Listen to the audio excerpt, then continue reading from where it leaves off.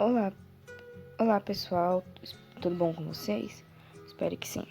Bom, hoje eu e o Marco a gente vai falar um pouquinho sobre o governo de Jânio Quadros e João Goulart. Eu vou falar um pouco sobre o governo primeiro, quem foi Jânio Quadros, primeiramente. Bom, ele foi um advogado, professor e um político brasileiro. Ele foi prefeito e governador de São Paulo nos anos de 1950. Após isso, ele foi o 22º presidente do Brasil, entre 31 de janeiro de 1961 a 25 de agosto de 1961. Que em 25 de agosto de 1961 foi quando ele renunciou ao cargo dele. E queria colocar um pouquinho de ênfase que isso já estava no começo da ditadura militar. Ok. O governo dele, de Jânio, ele foi um período muito turbulento e ele foi caracterizado por uma tomada de medidas confusas e impopulares, porque o governo dele foi muito... no decorrer do vídeo, vocês vão perceber que o governo, as atitudes dele foram muito confusas e muito sem sentido. Mas antes disso, eu vou falar um pouquinho sobre o que estava acontecendo no governo antes do governo de Jânio Quadros. Bom, o governo anterior foi governado por Juscelino Kubitschek, uma coisa assim, e foi caracterizado por uma política em desenvolvimento que resultou em um volumoso crescimento industrial do país. Porém, esse desenvolvimento do governo não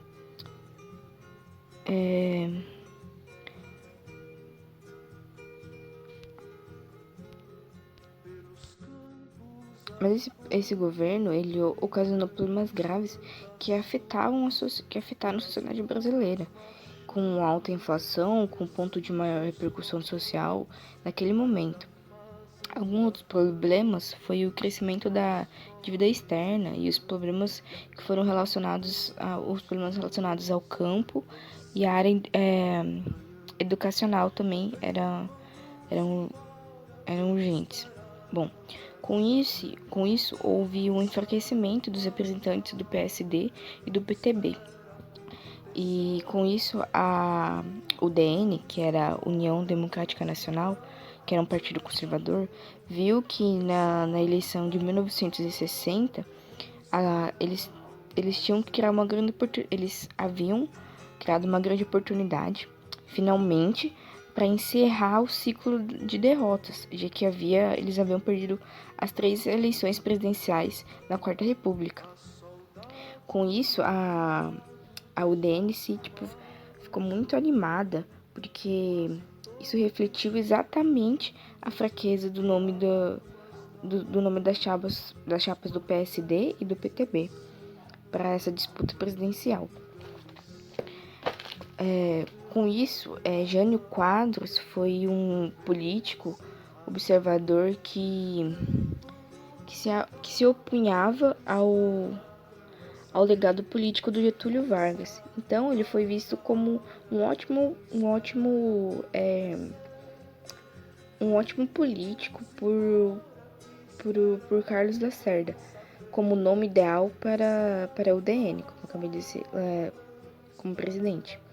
Com isso, Jânio conseguiu atrair os votos tanto da classe alta como da classe média, que viu nele uma ótima esperança para combater a inflação e para garantir a continuidade do crescimento econômico do país. Se enganaram muito eles, porém, algumas promessas que o governo de Jânio Quadros prometia foi combater os altos gastos governamentais, a moralização da administração e da política do Brasil. Mas João Goulart ou Jango seria o vice de Jânio, né? E aí com a campanha de Jango foi um sucesso, e onde ele ganhou disparada na frente dos seus adversários. Eu coloquei ali para vocês verem. O Jânio ganhou 48% dos votos. Logo depois dele veio 32% dos votos, com o Henrique Teixeira, e 20% dos votos, o Ademar Barros. E agora eu vou falar um pouquinho sobre o governo dele. O governo de Jânio Quadros durou 6 meses e foi considerado pelos historiadores, como eu tinha dito, um governo confuso, que tomou divisões,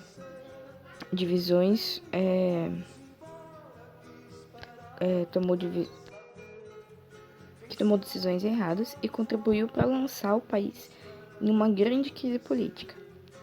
Falando um pouquinho da economia, nas questões relacionadas à economia, o Jânio, o foco dele era combater a inflação. Para isso, ele iniciou um plano econômico de austeridade, de que previa a redução de gastos e impostos de sumas medidas bastante impopulares. Bom, a primeira parte do plano dele foi que o governo desvalorizou a moeda nacional em relação ao dólar em 100%. Em seguida, ele retirou a subsidiedade do petróleo e do trigo. Claro que isso não ia resultar em nada ótimo, né? E acabou que o resultado disso foi uma disparada dos valores de produtos importados, como combustível, passagem de ônibus e pão. Bom, as medidas foram bem recebidas pelo Fundo Monetário Internacional, internacional e pelo Clube de Hawaii. Mas claro que isso não veio nada para bom para Jânio, né? Bom, para ele foi um custo tão alto que fez com que ele alterasse a sua política econômica. As medidas impopulares que o governo de Jânio Quadros tomou não ficou só nisso. Ele vetou corrida de cavalo nos dias úteis e brigas de galo, todos os dias. Proibiu o uso de lança-perfumes no carnaval, o que não faz nem sentido. Proibiu o uso de biquínis nas praias. E regulamentou regulamentou o cumprimento dos maiôs nos desfiles. Ok. E para piorar a situação, colocou 2 jumentos nordestinos pastando em grama verde no imenso jardim do Palácio da Alvorada. Ok. Como o seu governo estava muito desastroso, o presidente iniciou uma devassa moralizada nas cargas administrativas. E ele começou a denunciar bem abertamente os políticos do PSD e do PTB. Mas também não fazia questão nenhuma de manter a cordialidade com o seu próprio partido, que era o DN. E isso fez com que o Jânio se isolasse politicamente e ele passou a governar sem apoio parlamentar, o que deixava inviável, né, a governabilidade presidencial. O último golpe de Jânio foi a imposição da política externa independente. Então, Jânio começou a defender uma espécie de terceira via para as relações exteriores do Brasil. Ou seja, ele começou a redefinir as relações diplomáticas com os Estados Unidos e começou a retomar o contato com a União Soviética, que estava suspenso desde 1947. Essa demonstração, uma demonstração clara disso foi a política externa, onde foi condecorado onde Jânio Quadros condecorou Ernesto Che Guevara, que era um dos grandes nomes da Revolução Cubana. Então, essa política acontecia em um momento muito tenso da Guerra Fria. E, naturalmente, essas atitudes de Jânio enfureceu os políticos conservadores do Brasil, como Carlos Lacerda. Isso que, no início, Carlos Lacerda estava apoiando Jânio Quadros para a presidência. E ele acabou se arrependendo disso. Então, eu vou falar um pouquinho da renúncia agora de Jânio Quadros. Em agosto de 1961, ele viu que o governo dele estava... A crise do governo dele estava muito alta. E aí o Carlos Lacerda estava atacando muito o governo do Jânio. Fora que o Jânio não tinha apoio mais do Congresso. Em decorrência disso, né, ele apresentou a renúncia em 25 de agosto de 1961.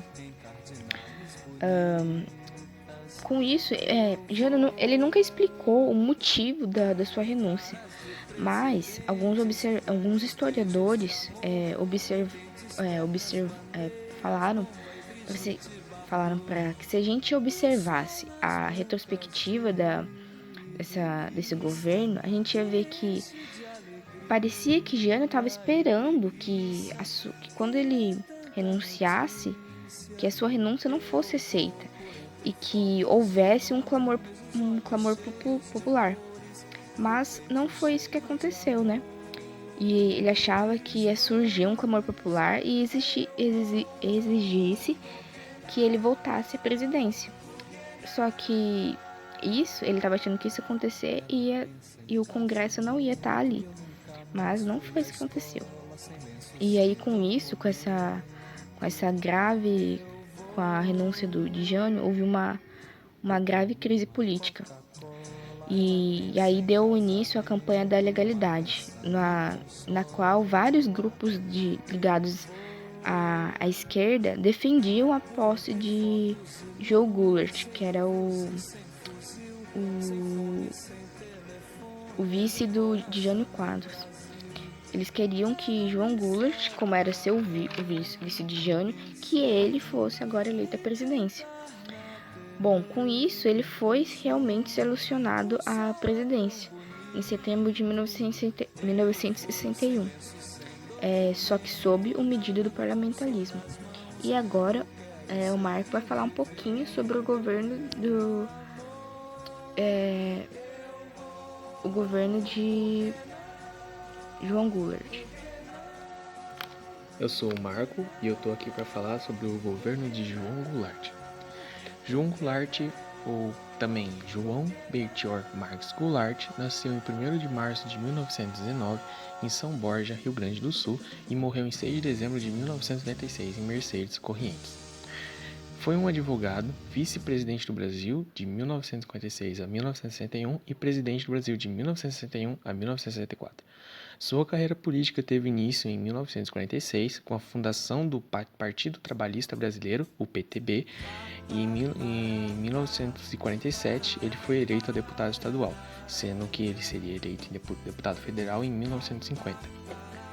Em 24 de agosto de 1961, quando João Quadros renuncia à presidência,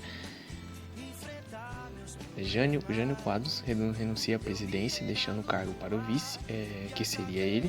Os ministros militares disseram que se Goulart tentasse tomar posse da presidência, seria preso, mostrando assim que eles não eram a favor da ascensão de Goulart, mas a esquerda era, devido a todas as propostas pró-trabalhistas que ele tinha.